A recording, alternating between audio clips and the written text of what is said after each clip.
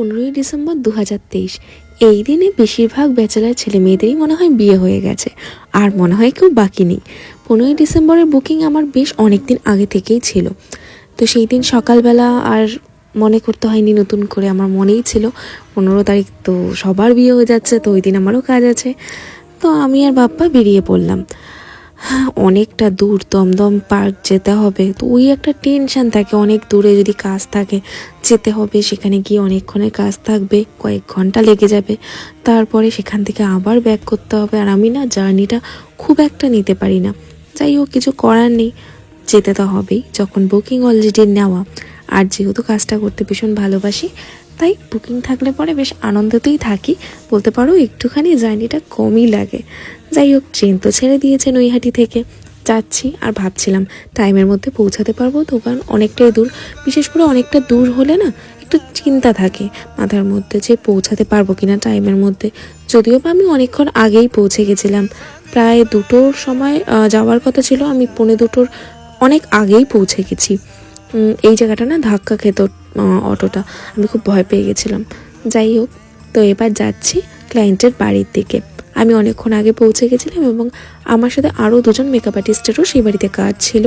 তো আমি ফার্স্টে পৌঁছে গেছিলাম, তারপরে ওরা আস্তে ধীরে এসছে।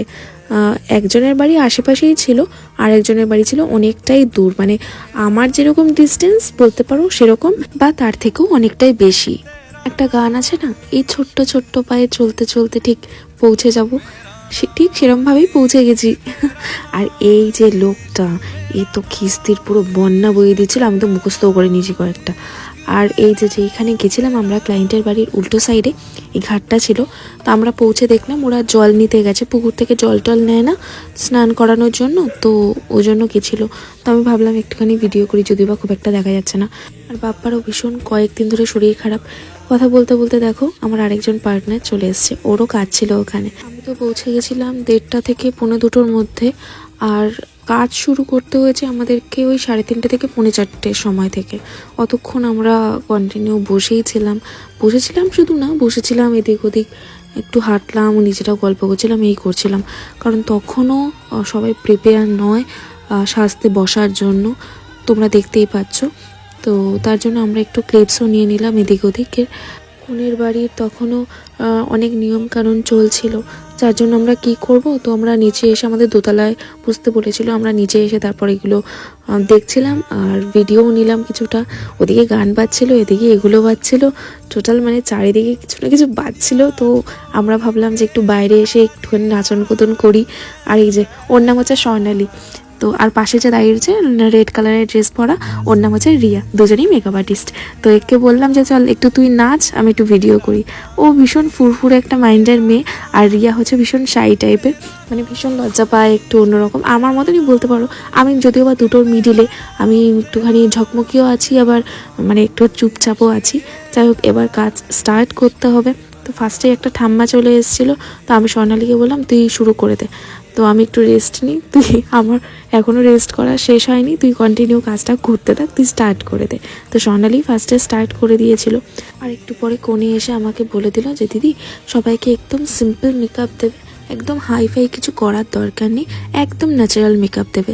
এই যে ঠাম্মি সাজছিল, আর সেই দেখে দাদু বেশ আনন্দ পেয়েছে, আর জিজ্ঞাসা করছিল ঠাম্মিকে যে কেমন লাগছে, ভাল লাগছে তো। তারপরে একে একে সবাই বসে পড়লো মেকআপ করতে।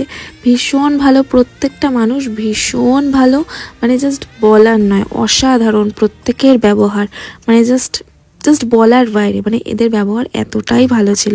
ভীষণ পরিমাণে কোঅপারেটও করেছে সবাই মিলে আমাদের সাথে। আর যদি ভীষণ ভালো ফ্যামিলি হয় না, আমাদের কাজ করতেও ভীষণ ভালো লাগে। চলো রিভিউটা শুনে নাও, কেমন লাগলো বলো। খুব ভালো লেগেছে।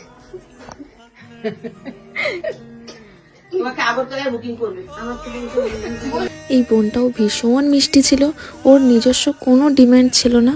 আমাকে ফার্স্টেই বলে দিয়েছিল দিদি তুমি যেটা ভালো বোঝো তুমি সেটাই করে দাও আমার ফেসে, আমার কোনো অসুবিধা নেই।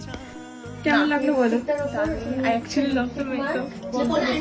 ফটো ভিডিওতে তোমরা বোনটাকে যেভাবে দেখতে পাচ্ছ তার থেকে 1000 টাইম বেটার ওকে দেখতে লাগছিল সামনে থেকে। এই বোনটাও ভীষণ মিষ্টি ছিল।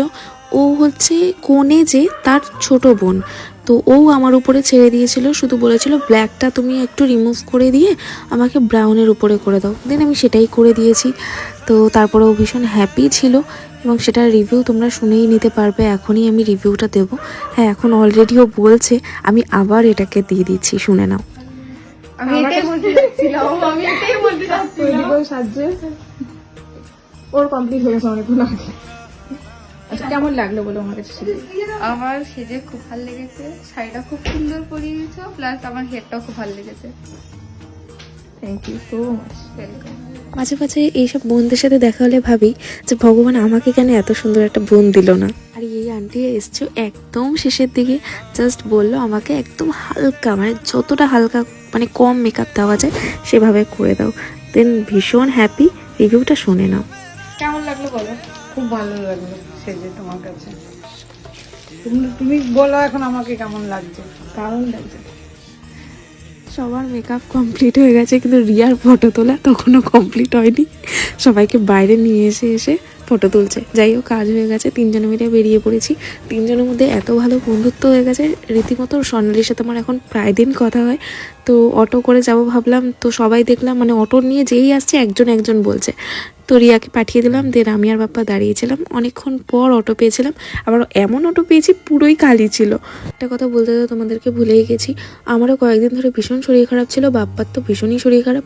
আমি তো রীতিমতো মানে বমি করতে করতে এসছি বাড়িতে, মানে এতটাই শরীর খারাপ ছিল। আর সাথে একটা প্রবলেমও ছিল, যার জন্য ভীষণ হেডেকও হয়ে গেছিলো সেদিন ফেরার সময়।